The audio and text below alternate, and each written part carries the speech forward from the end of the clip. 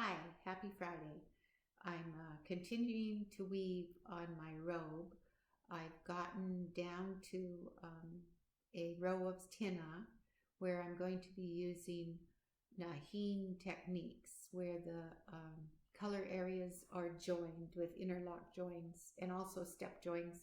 So it's slow going because it's a row of tinna, and just like the previous rows, I weave from the right and go with the black, then interlock with the blue, and then interlock with the black. And so there's a lot of interlocking, and along with those interlockings is the braids. The braid actions always take a lot of time to stop and switch them, and so it's slow going. Yesterday, even with the help of two other people, we only did 2 rows.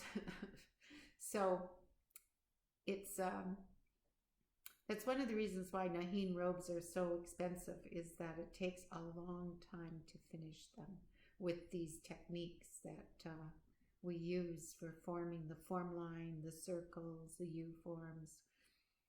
So welcome. And I'm going to be reading a story along with the demonstrating of the techniques. So hello for joining me today.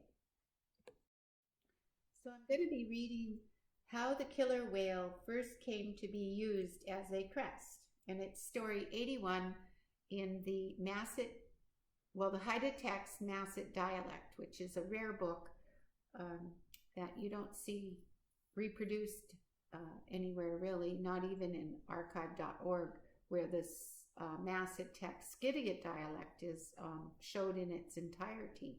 But this particular northern group of stories is not published beyond the initial publishing. So anyway, I enjoy sharing these stories with my viewers. How the killer whale first came to be used as a crest. A certain man went to hunt birds from the town of Tien. And Tien is on the west side of Naden Harbor at its mouth. So from the town of Tien, and his elder brother, and after they had been engaged in this for a while, they shot a buffalo head in the wing and broke it. And although they broke its wing, it escaped.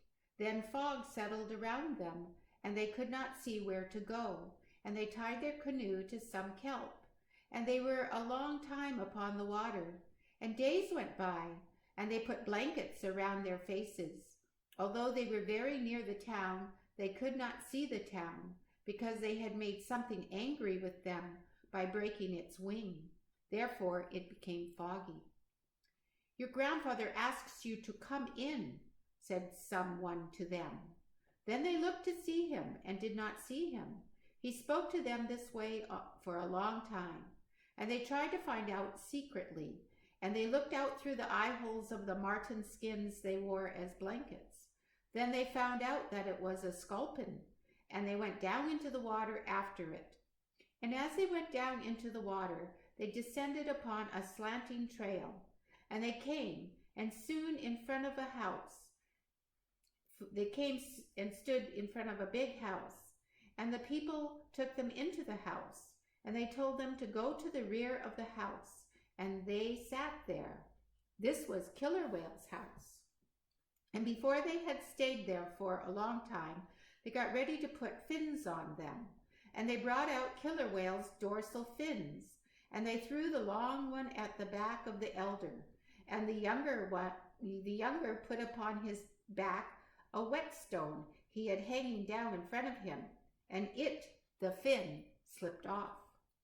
Then they again warmed it, and they again threw it at his back, and it again slipped off.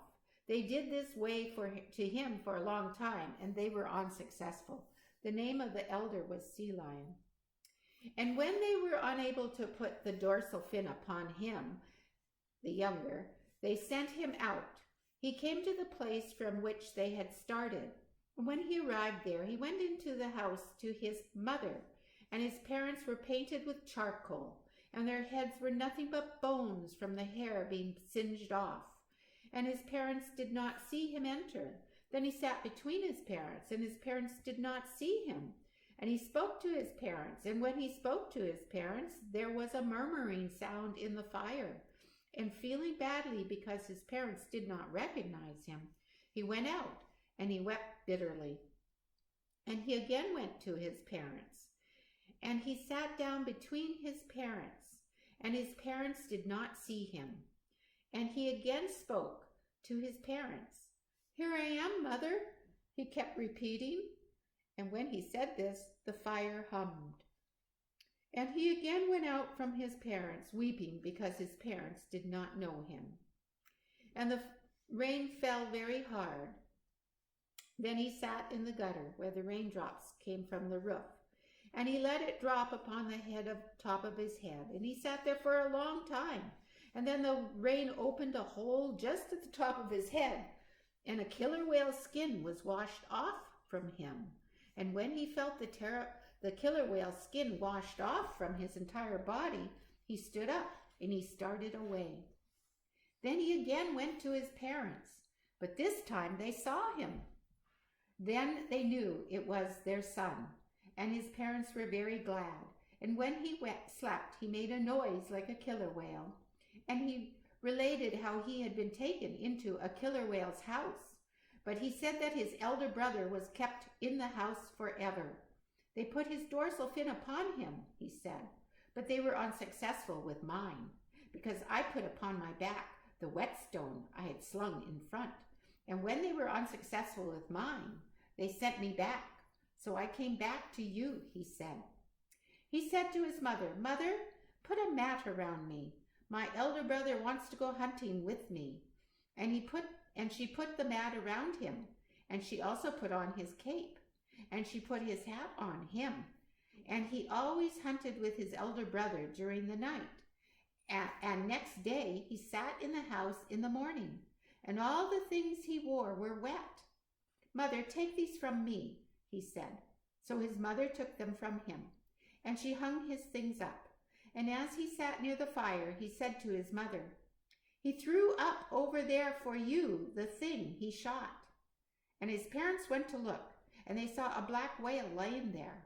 Then they cut up the black whale and took it to their house.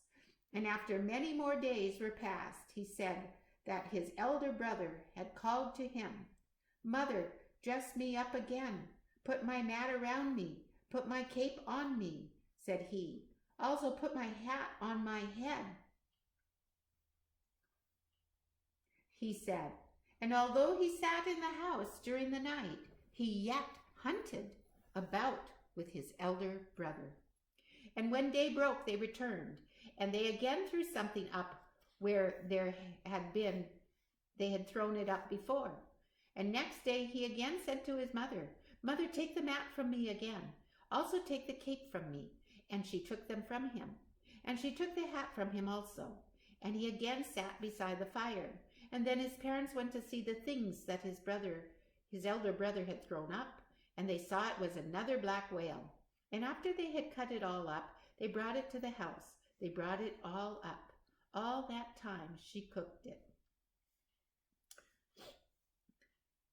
For many nights afterwards he did not go hunting with his elder brother, and when he slept he made a noise like a killer whale. One evening he again told his mother to dress him. This time, when he came back from hunting with his elder brother, he returned, and this time he wept bitterly. And his parents heard his voice, and he said to his mother, "Mother, take my mat from me, my cloak and my hat. My other elder brother has been killed at Cape St. James. I came home with my elder brother's dead body. I put my elder brother's dead body on a sandy place below." And his parents went to look, and a killer whale lay there. They took it up to the house. They put it close to where they lived, and his father built a grave house. And when it was completed, the killer whale was put into it, because the son had become a killer whale, and they shut the door. The end.